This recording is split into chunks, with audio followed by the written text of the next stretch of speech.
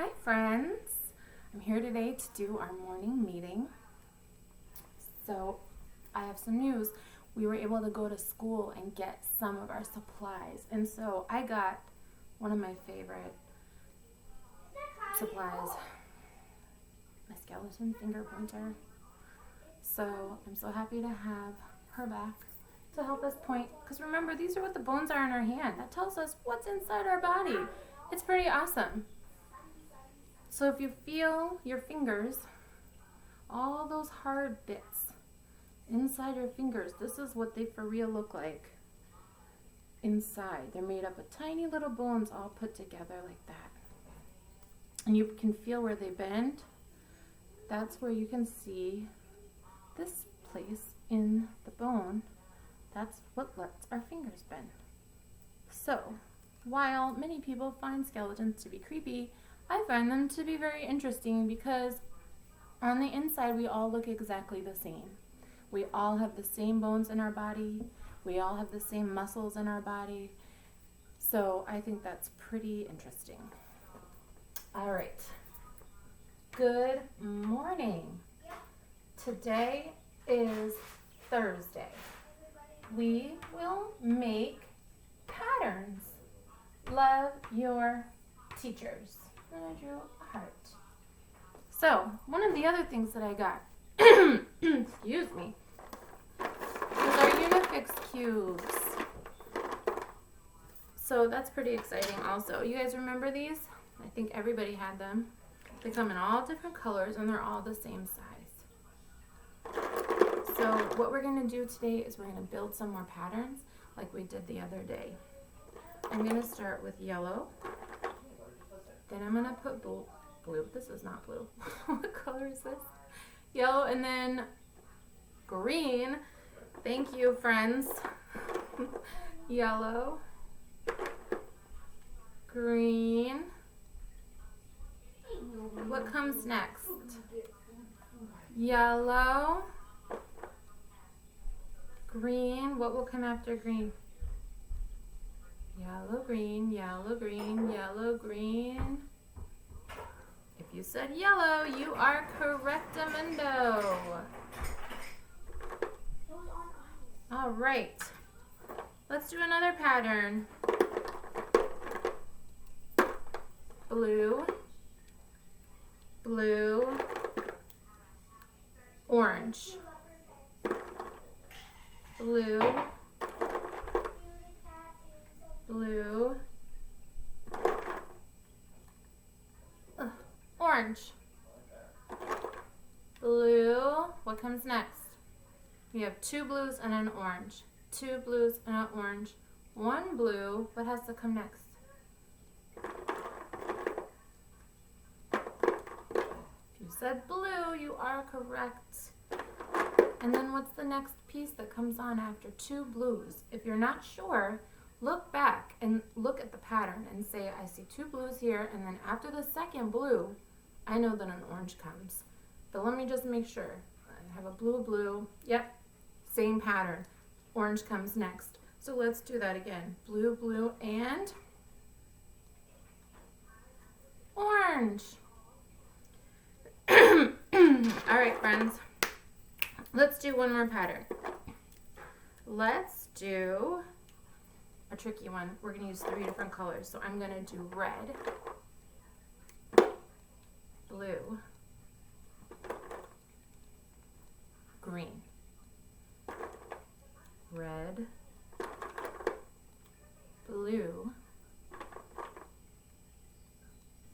green. What comes after green?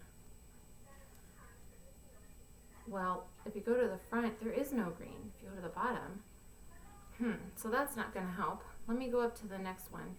Here's a green. I see a green. What comes after the green? Red. So I know a red has to come next.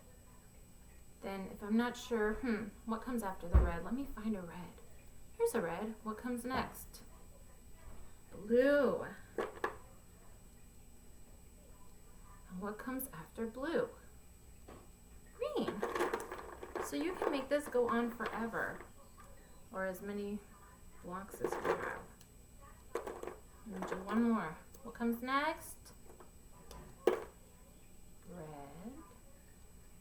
Then blue. And finally, green.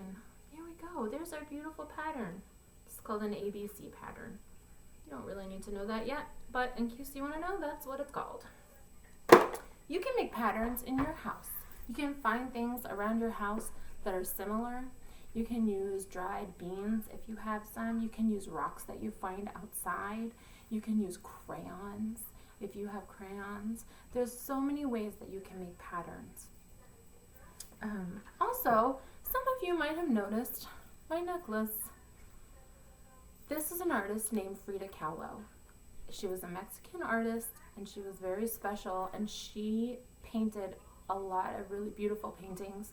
In my class, we talked about her when we looked at this book, when we talked about feelings at the beginning of the year. I don't know if you remember, but we looked at all different kinds of artists' work. Like, here's Mary Cassatt, and that's one of her pieces of art. And we talked about how does that art make us feel when we look at it? Or if you're looking at the people in the painting, how do you think they're feeling? We decided, I think a lot of us decided that this was showing love because it's showing a mommy loving on her baby, giving him kisses. So the one that was a Frida, I had bookmarked, but my bookmark fell out. That's okay. All right, here we go. Here's Frida. In real life, that's how she looked.